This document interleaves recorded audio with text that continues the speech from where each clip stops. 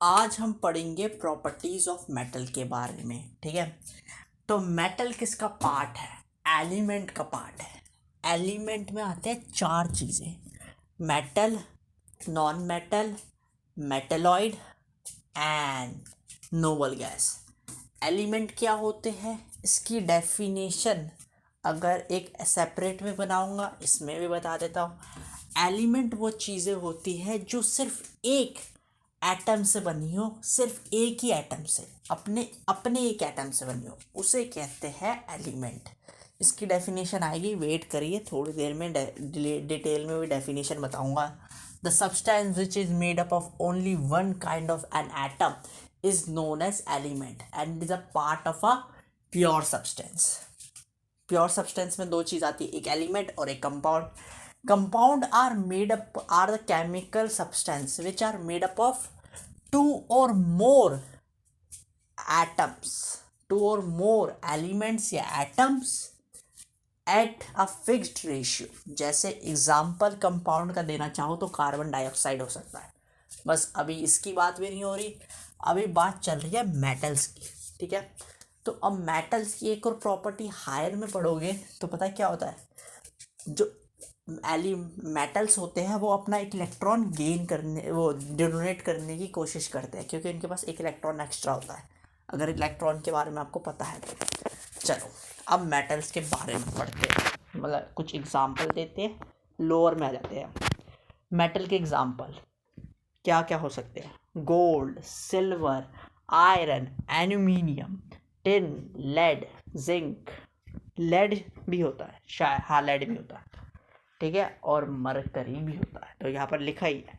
Silver, gold, platinum, zinc, tin etcetera are the example of metals. अब metal की properties के बारे में, ठीक है, तो एक तो मैंने बताया था। अब एक्स्ट्रा प्रॉपर्टी, मेटल क्या होते हैं? सॉलिड्स होते हैं एक्सेप्ट मरकरी जो लिक्विड फॉर्म में। ये तो हो गया मेटल का स्ट्रक्चर।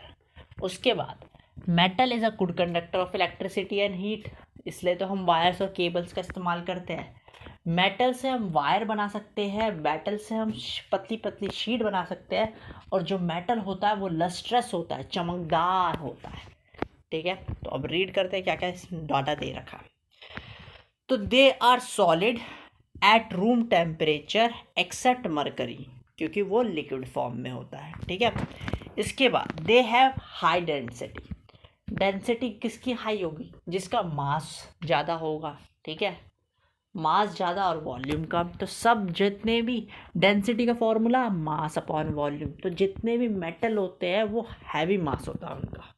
ठीक है, उसके बाद they have lustre, shining silver. तो देखना गोल्ड में एक शाइनिंग सिल्वर आपको दिखाई देगा, दूर से गोल्ड दिखाई दे जाता है क्योंकि उनमें शाइनिंग सरफेस होता है। बस आप अब सोचोगे डायमंड के बारे में। डायमंड एक मेटल नहीं है, डायमंड एक नॉन मेटल होता है, कार्बन का पार्ट होता है।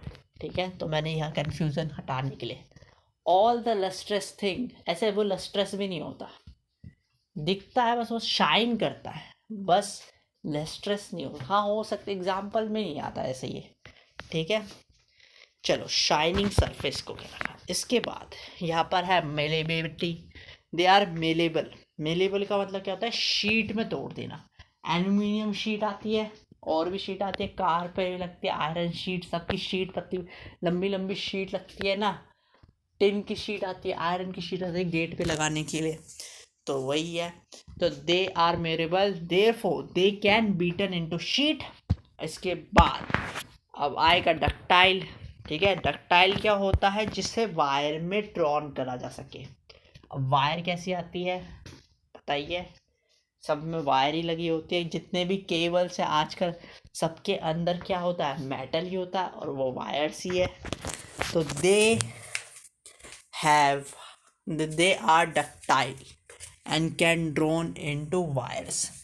इसके बाद they have high melting point and boiling point. ठीक है, तो वो बहुत गर्म टेम्परेचर में ही बॉईल होते हैं और मेल्ट होते हैं। ठीक है, पिघलते भी हाई टेम्परेचर में हैं और मेल्ट बॉयल भी हाई टेम्परेचर में होता है। आपको बॉइलिंग पॉइंट और मेल्टिंग पॉइंट और फ्रीजिंग पॉइंट और वो सब दोनों मैं बताऊंगा, ठीक है।